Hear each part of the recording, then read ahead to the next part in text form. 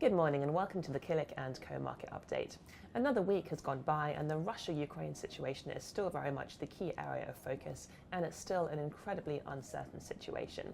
However, this week we have had a glimmer of hope in oil markets. The UAE implied it might encourage the rest of OPEC to try and increase oil production, which would have brought down the oil price. And as you can see by this Brent crude chart here, the comments did do quite a lot to bring down the price of Brent crude. Unfortunately, since then, those comments have actually been retracted. However, the oil price still remains off its record highs, and that is certainly good news for the global economy. We've also been looking at the VIX index this week. The VIX, otherwise known as the Fear Index, is a measure of expected future market volatility. And if you have a look at the chart here, you can see we had a huge spike in the VIX in 2020 when the world went into lockdown.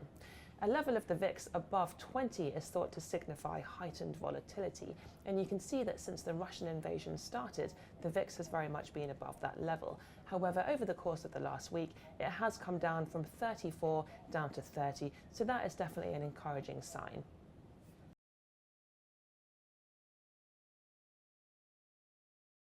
More and more companies have been pulling out of Russia, and the list now includes Visa, MasterCard, American Express, JP Morgan, IKEA.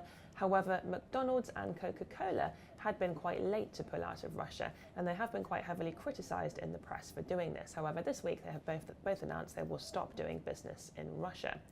Clearly, these corporations will be giving up revenue and profits in pulling out of Russia, but consumers and shareholders had been quite vocally opposed to companies that had failed to take a moral stand. And it's likely that companies continuing to operate in Russia would have lost shareholders and consumers as a result. McDonald's in particular did have a fairly sizable presence in Russia. It had 850 outlets and over 60,000 employees.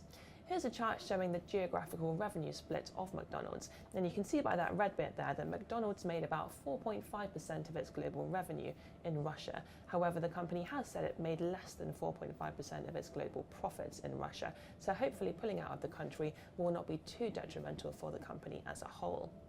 The situation in Russia and Ukraine has really caused companies and governments all around the world to rethink their future strategies. And last week we talked about NATO members and other countries rethinking how much they're spending on defence.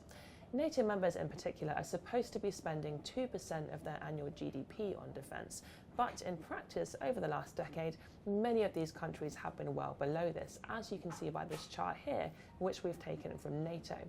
The light blue bars on this chart show how much these countries were spending in 2014, and the dark blue shows how much they were expected to have spent in 2021. And you can see that many countries are well below that 2% line, notably Germany, which is one of the biggest economies in Europe, and therefore it has been quite heavily criticised for spending so little on defence. However, many of these countries have now said they're really going to step up their defence spending. And in fact, this week we also had Sweden, which is not a NATO member, but nevertheless it did say it's going to double its spending on defence. So clearly defence as a sector will be a key area of focus for investors going forward.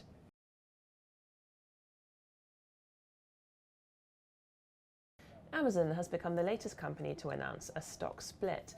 These have become quite popular in the tech sector recently. With Amazon shares costing around $3,000 each, it was quite difficult for some retail investors to invest in the company because buying just one single share costs so much money.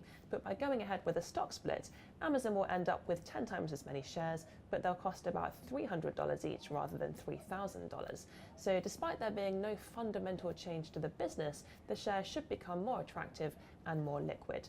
And on the news of the stock split yesterday, the shares did go up about 5% in after-hours trading. Let's take a look at the performance of Amazon shares over the last few years, and you can see they did perform very well in lockdown. But what's interesting is that despite the fact that the shares have come up so much, they're actually not as expensive as they were back in 2020. When we're considering how expensive a share is, we look at something called the price to earnings ratio, which divides the share price by the earnings or the profits of the company. Now, if the share price goes up, but the profits or earnings have gone up by more, then actually the shares can be considered to be less expensive than they were previously.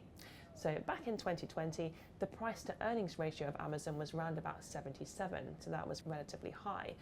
This year, the price to earnings ratio is expected to be around about 60 times, and next year it's expected to fall to about 40 times. So just looking at the share price does not tell you everything about how expensive a share is.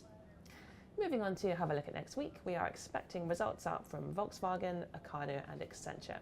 And that's it from us. Enjoy the weekend, and we'll see you next week.